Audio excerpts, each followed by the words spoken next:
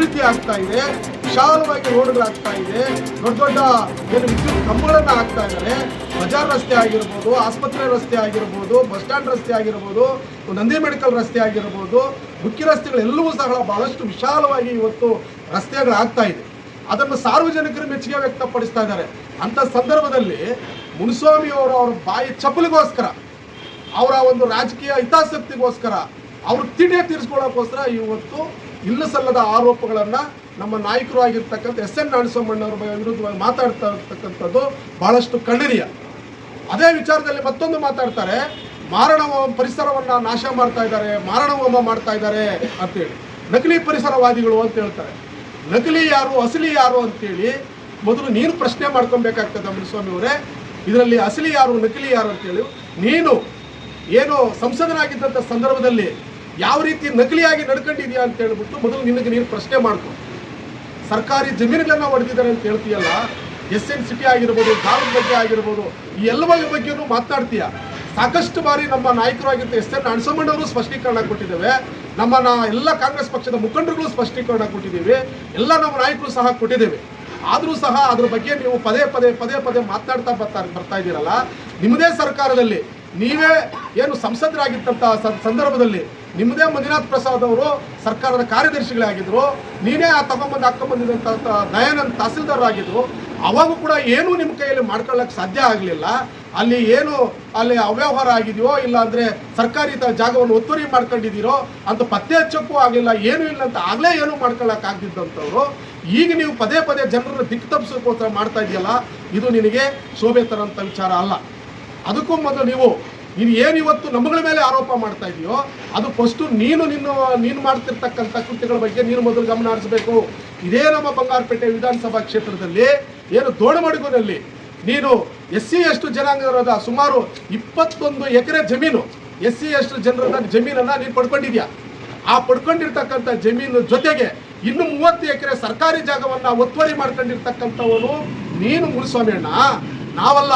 ಸರ್ಕಾರಿ ಜಾಗವನ್ನು ಒತ್ತುವರಿ ಮಾಡಿಕೊಂಡು ಕಾಂಪೌಂಡ್ ಫಿಕ್ಸ್ ಮಾಡಿಕೊಂಡು ಲೆವೆಲ್ಗಳು ಮಾಡ್ತಾ ಇರ್ತಕ್ಕಂಥವ್ರು ಮುನಿಸ್ವಾಮಿ ನೀವು. ನಮ್ಮ ನಾಯಕರು SN ನಾರಾಯಣಸ್ವಾಮಣ್ಣನವರು ಆ ರೀತಿಯಲ್ಲೂ ಮಾಡಿಲ್ಲ. ಆ ರೀತಿ ಮಾಡಿರೋದು ಸಾಬೀತುಪಡಿಸು. ನಿನ್ನ ಕೈಲಿ ಸಾಬೀತುಪಡಿಸೋಕ್ಕಾದ್ರೆ ಮಾಡು, ಇಲ್ಲ ಮುಚ್ಕೊಂಡಿದ್ದು. ಇದು ನಮ್ಮ ನೇರ ಸವಾಲು.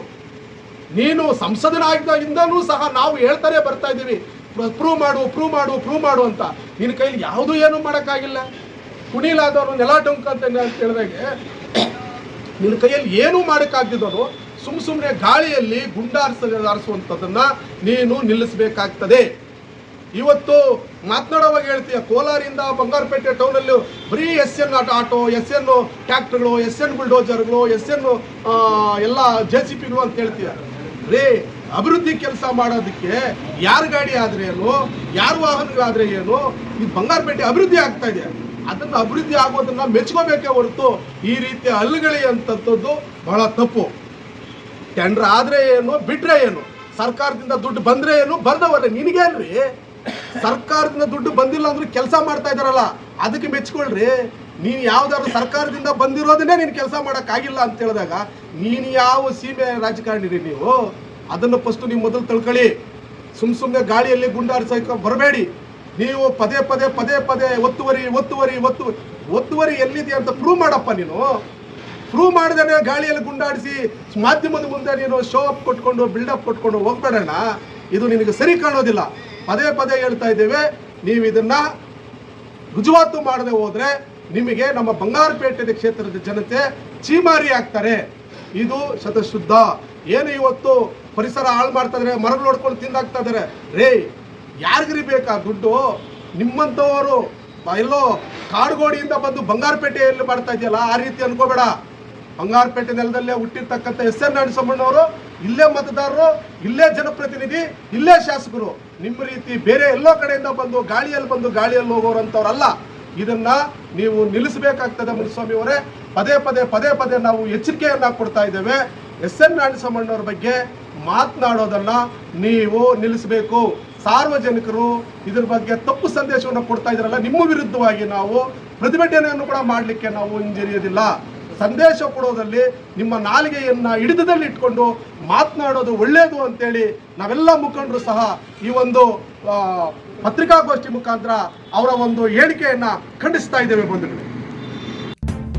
ನಿರ್ಮಯ ಮೀಡಿಯಾ ಚಾನೆಲ್ ವೀಕ್ಷಿಸಿ, ಸಬ್ಸ್ಕ್ರೈಬ್ ಮಾಡಿ, ಲೈಕ್ ಮಾಡಿ, ಶೇರ್ ಮಾಡಿ.